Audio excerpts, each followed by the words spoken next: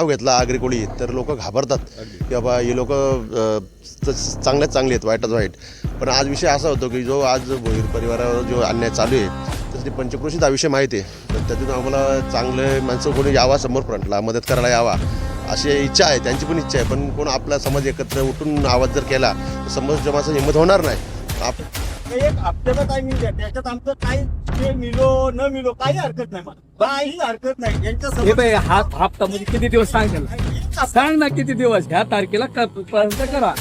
हा बरोबर उद्या तुमच्या कोर्टात तारीख आहे बरोबर आहे का? हा बोला की मग. तारखेचा आता 12 अरे बोल ना मग त्यांच्याशी बोल ना बाबा. मध्ये जर आमचं काही नाही आलं तुम्ही मला फोन करा, एकच शेतकरी तरी दिसणार. फक्त तुम्हाला रस्ते फक्त बाकी एवढं काय असेल बरोबर. आता तुम्हाला रिक्वेस्ट आहे, आता रिक्वेस्ट आहे हप्त्याचा आम्हाला वेळ द्यावी बस. 1-20 तारखेला पुन्हा मग तुम्ही नाही, मी साहेब हे बघा साहेब माझे काय संबंध आहेत ना, ते तरी अधिकारी असतील तरी ते काय संबंध आहेत ते एका शब्दात मला सांगतील. एक शब्दात बोललो तर बोला चला. मी कसा विश्वास करू? मला तुम्ही ऍश्युरन्स देताय.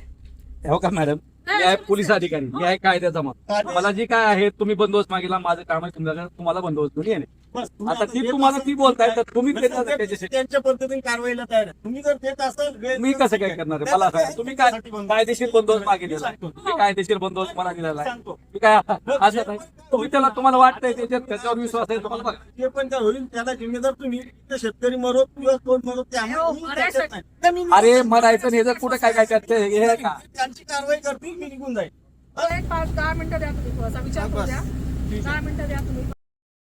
आज टोळले एमआयडीसी येथे राष्ट्रीय महामार्ग 8 रस्ता रुंदीकरणाच्या प्रकल्पामुळे परिसरातील शेतकऱ्यांमध्ये संताप पसरला आहे. शेतकऱ्यांचं या ठिकाणी म्हणणं आहे की जमिनीचा योग्य मोबदला न देण्यात आल्याने स्थानिक भूमिपुत्रांचा विरोध होत आहे व काम वेळोवेळी थांबवण्यात येत आहे. जबाबदार अधिकारी म्हणतात तर सदर या रस्त्याची जमीन प्राधान्यकरणातून संपादित करण्यात आली आहे. प्राधान्यकरण दिनांक 11/8/2023 रोजी पोलीस बंदोबस्त घेऊन काम सुरू करण्याचा प्रयत्न पोलिसांनी केला होता, परंतु स्थानिक भूमिपुत्र व शेतकरी यांचा दावा सिटी कोर्टात दाखल केला असल्याचे कळल्यावर दिनांक 13/8/2023 रोजी सुनावणी असल्याने काम 20/8/2023 पर्यंत थांबवण्यात आले. अभियंत्यांकडून आश्वासन देण्यात आले होते. मात्र शेतकऱ्यांचा आरोप आहे की सर्व माहिती असून देखील कॉन्ट्रॅक्टरच्या बाजूने पुन्हा त्रास देण्यात येतोय. शेतकरी म्हणतात की न्यायालयीन प्रक्रियेतून असलेल्या प्रकरणाचा वापर करून कॉन्ट्रॅक्टर कोणताही आदेश न मानता स्थानिक घटनांबाबत त्रास दिला जातोय. या संदर्भात महाराष्ट्र 36चा खास रिपोर्ट.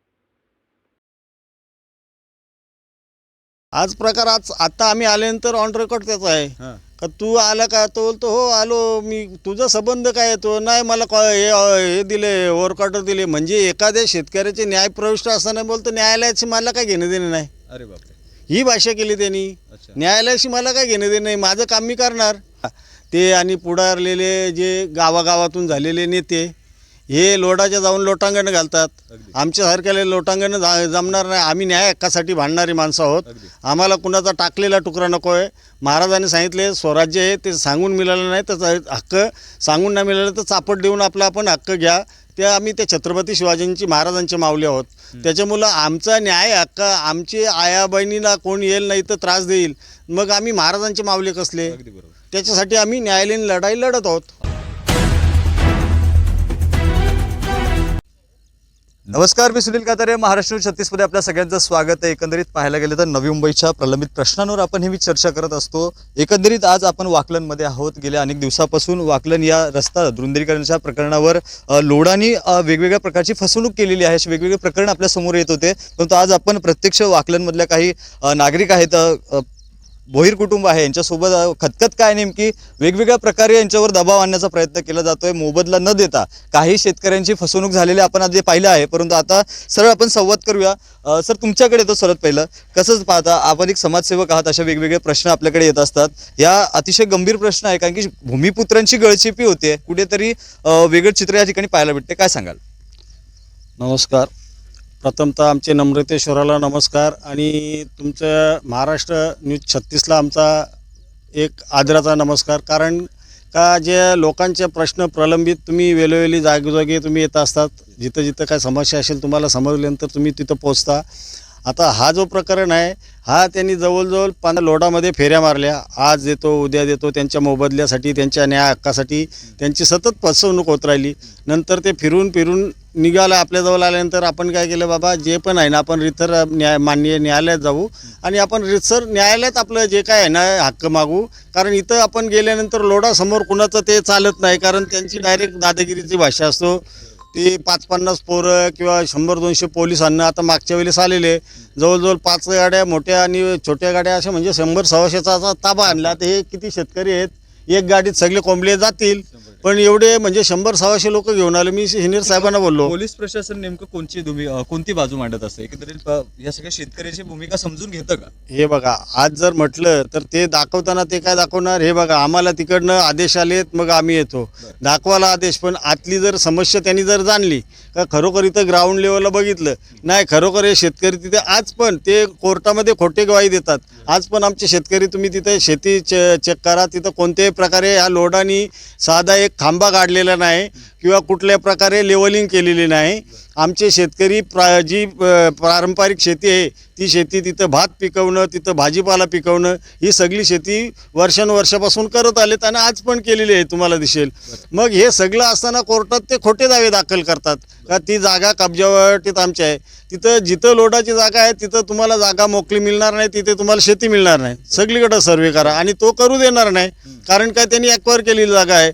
म्हणून मग त्या आम्ही ते या माध्यमातून आम्ही जर आमच्या माननीय कोर्टात न्यायालयात गेलेला असताना तरीसुद्धा इथं पोलीस बंदोबस्त घेऊन येणे किंवा आता त्या दिवशी पोलिसांना आम्ही मॅडमला रिक्वेस्ट करून इथून ते सगळं बंदोबस्त पाठवलं वापस.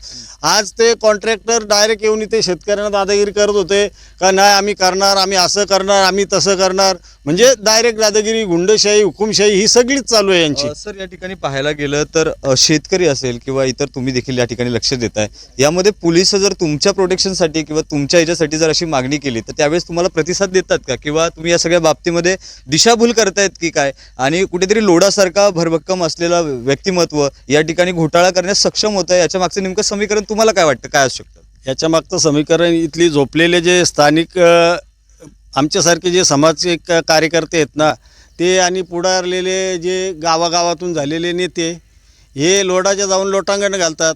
आमच्यासारख्याला लोटांगण जमणार नाही. आम्ही न्याय हक्कासाठी भांडणारी माणसं आहोत. आम्हाला कुणाचा टाकलेला तुकडा नको आहे. महाराजांनी सांगितले स्वराज्य आहे ते सांगून मिळालं नाही तर हक्क सांगून नाही मिळालं तर चापट देऊन आपला आपण हक्क घ्या. त्या आम्ही त्या छत्रपती शिवाजींची महाराजांचे माऊली आहोत. त्याच्यामुळं आमचा न्याय हक्क आमची आया बहिणीला कोण येईल नाही तर त्रास देईल, मग आम्ही महाराजांचे माऊली कसले? त्याच्यासाठी आम्ही न्यायालयीन लढाई लढत आहोत.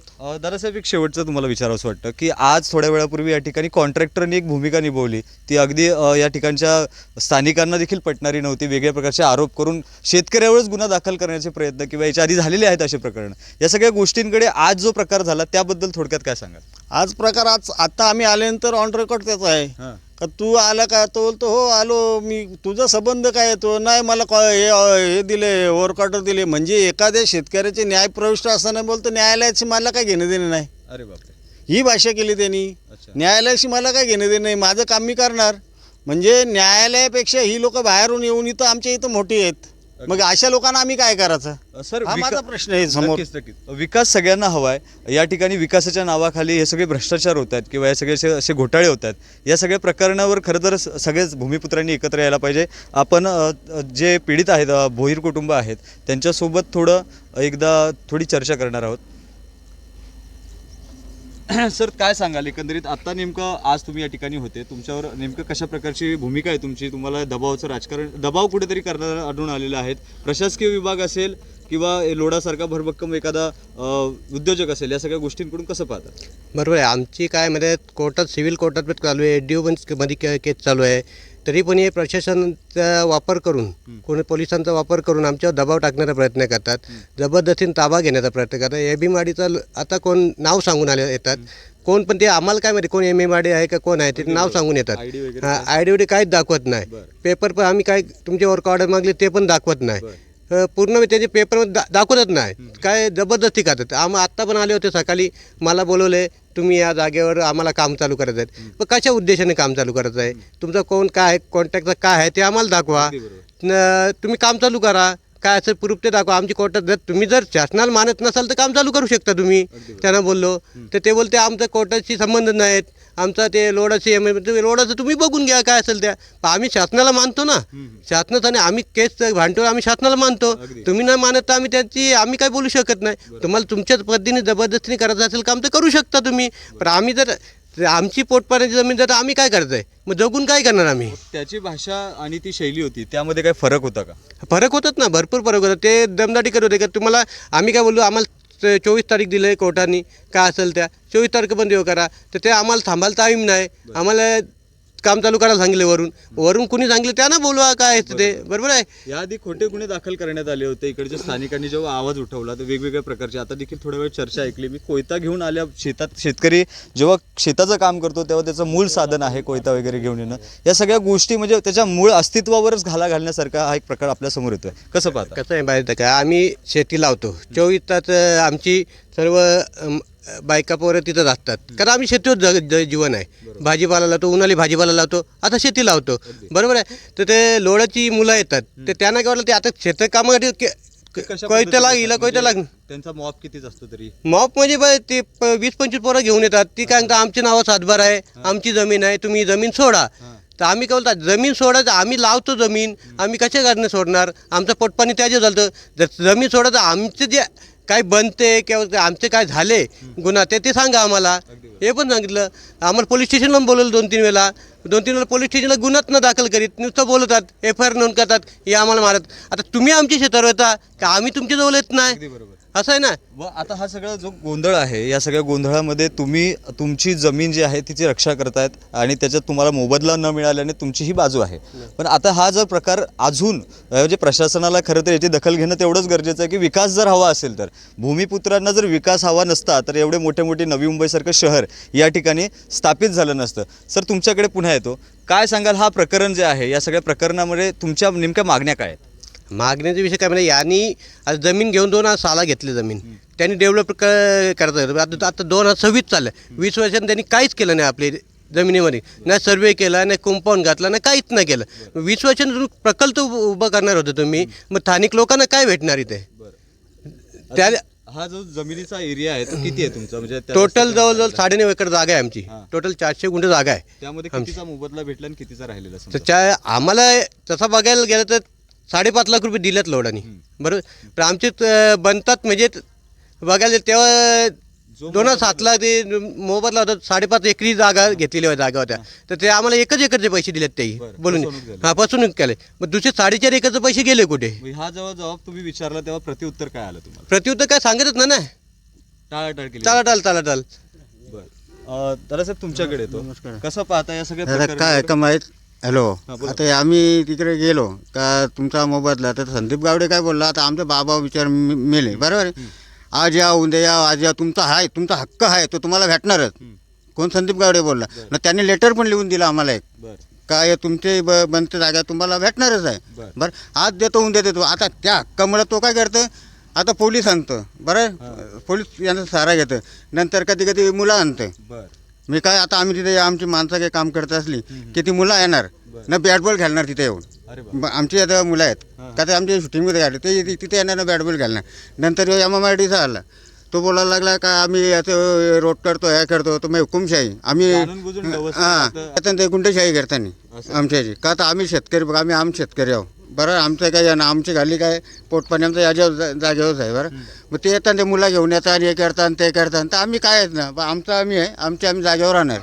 या ठिकाणी जर कायदा सुव्यवस्थेचा जर प्रश्न बिघडला किंवा तयार झाला तर या ठिकाणी वारंवार भूमिपुत्रांनी प्रशासनाला जाग आणण्याचा प्रयत्न केला. स्वतःचा हक्क स्वतःला मिळवण्यासाठी गेल्या अनेक वर्षापासून मी पाहतोय की या ठिकाणी वेगवेगळे जमिनीच्या संदर्भातली प्रकरणं, पुन्हा यावर आवाज उठवला तर शेतकऱ्यावरच वेगवेगळ्या प्रकारचे गुन्हे दाखल होतात. ताई तुमच्याकडे येतो, कसं पाहता एकंदरीत थोडक्यामध्ये तुमच्या प्रमुख मागण्या काय असतील या सगळ्या प्रकरणामध्ये? आज तुम्ही देखील या ठिकाणी आलेला आहात, खरं तर तुमची देखील उपस्थिती दर्शवते. नाही, आता आमची जागा आहे, ते आम्हाला जागा भेटलीच पाहिजे. आम्ही कधी पण इथं लढणार, पण आम्हाला जागा भेटलीच पाहिजे. तर आता आम्ही इथं आत्महत्या करू, आमची पोराबाला आहेत, आता आम्ही इथं आम्हाला जागा पाहिजे, आम्हाला जागा पाहिजे. ताई तुम्ही काय सांगाल? आई इकडे या, जरा थोडं पुढे या. तुमचं वय काय आणि किती काय वाटतं आज तुमच्या नातवंड असतील, तुमच्या मुलांवर अतिशय ही म्हणजे वेळ आलेली आहे की आपलाच हक्क मिळवण्यासाठी या ठिकाणी लढावं लागतंय, काय कसं वाटतं तुम्हाला हे सगळं? आम्हाला लढावंच लागेल. मग आमची जागा आहे. बरोबर. हा? आज हा, बोला. वारावरला बसून जागा आहे की आतांची ना काय. हा व्हिडिओ जर जो लोढा कंपनी असेल किंवा जे कर्मचारी असतील ते पाहत असतील तर तुमची एक खतखत त्यांना सांगण्यासाठी तुम्ही काय सांगाल त्यांना व्हिडिओच्या त्यांना काही माध्यमातून? सांगू आमचा हक्क आम्हाला पाहिजे. आरामाचं खातान बसून घेतान. मग खाऊ नका. आरामाचं कोणी खाणार आहे खाऊ नका. नक्की नक्की. हा तर पचातच ना. सर तुमच्याकडे येतो. कसं पाहता, एक अगदी शेवटचा प्रश्न, या सगळ्या गोष्टींमध्ये जर तुमच्या मागण्या पूर्ण नाही झाल्या तर तुमचं पुढचं पाऊल काय असणार आहे? कसं आहे माहिती आहे का, या लोढा डेव्हलपरनी बऱ्याच जागा घेतल्यात. सर्व शेतकऱ्यांचा प्रॉब्लेम आहे की आमच्या भूमिपुत्रांचा सर्वांचाच प्रॉब्लेम आहे. सर्वांनाच अतिक्रम करून जागा घेतात. शेतकऱ्यांना काही मोबदला न देता ती जागा कव्हर करतात. कशा थ्रोनी, कधी कधी म्हणजे गुंडेगिरी, कधी कधी पोलिस थ्रोनी असे ते जागा हे करतात. मग ते भूमिपुत्रांनी काय करायचं? ज्या जागेवर आपण राहतो त्याची जागा पोटाची गेलं त्यांनी काय करायचं? मग जगायचं का मारायचं हे विषय त्यांना समजायला पाहिजे. आता या व्हिडिओच्या माध्यमातून जर प्रशासन तुमचा हा व्हिडिओ पाहत असेल तर त्यांना एकदम स्पष्ट भाषेत नागरिकांच्या कायदा आणि सुव्यवस्थेचा प्रश्न पुन्हा तयार होऊ नये म्हणून समंजस्यपणे तुम्हाला काय वाटतं, काय सांगणं गरजेचं आहे? आम्हाला काय म्हणजे आम्हाला समाज फक्त न्याय भेटावा इतकंच आम्ही अपेक्षा करतो. का एवढं आम्ही लढतो मुलाबालांचे सगळं, तर आम्हाला न्याय भेटावा हेच आमची अपेक्षा आहे. दुसरं काहीच नाही बोलत आम्ही. आपल्यासोबत काही तरुण वर्ग देखील या ठिकाणी आहे. दादासाहेब तुमच्याकडे येतो. कसं पाहता, या सगळ्या प्रकरणामध्ये आपण देखील सुरुवातीपासून लक्ष देतात आणि तुमच्यावर देखील ही वेळ आलेली आहे. नेमकी काय भूमिका आहे या सगळ्या समाजाला आव्हान करण्यासाठी, आपण काय सांगाल? तर मी रुपेश पाटील, मी प्रवीण भोईर मित्र आहे मी त्यांचा. आता मी पण इथं वर्ष झाला मी येतो, यांचं बघतो चालले ते. पण एक विषय मला एक गोष्टी खंत वाटतं की आपला आगरी समाज, कोळी समाज, आपल्याला परप्रांतीय दुसरे समाज आपला एक नाव घेतला आगरी कोळी तर लोक घाबरतात की बाबा हे लोक चांगल्यात चांगले आहेत, वाईटच वाईट.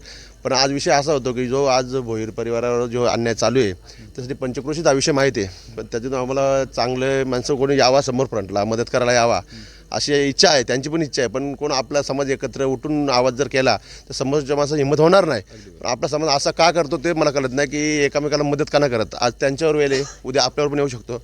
आज दादा धावतात त्यांच्यासाठी, आजारी आहेत ते माहीत आहे आम्हाला, तरी पण 4 दिवस इथं ॲडमिट होते, तरी आजच्या 5व्या दिवशी ते आले, कंटिन्यू इथं ते येतात ते. मग तसं जर कोणी प्रत्येक पुढारी वर्ग आहे, मोठी माणसं आहेत, नेते माणसं आहेत, त्यांनी येऊन एकमेकाला मदत करायला पाहिजे. माझं म्हणणं असं आहे की येऊन एकमेकाला मदत केली तर आपला समाज पाठीमागे राहणार नाही. नक्कीच पाहायला गेलं तर एक सांगावंसं वाटतं की आपण काही वर्षापूर्वी मुळशी पॅटर्न हा चित्रपट पाहिला असेल. एकंदरीत तशा प्रकारचं कुठेतरी भविष्यात चित्र या ठिकाणी होऊ नये. एकंदरीत का? कारण की या शेतकऱ्याला वारंवार मजबूर केलं जातं आहे की आपला हक्क मिळवण्यासाठी वेगळे पाऊल उचलण्यासाठी वारंवार डवसलं जातं. या सगळ्या गोष्टींची नोंद आपण या सगळ्या मीडियाच्या रिपोर्टच्या माध्यमातून घेतली. वाकलनच्या या शेतकऱ्याला, भूमिपुत्राला आपला हक्क मिळवण्यासाठी ही लढाई वारंवार तुमच्यासमोर आम्ही घेऊन येणार आहोत. बित्तम बातम्या पाहण्यासाठी महाराष्ट्र 36 चॅनलला सबस्क्राईब करायला विसरू नका. व्हिडिओ जर्नलिस्ट राहुल साठे सोबत सुनील कातारे, महाराष्ट्र 36.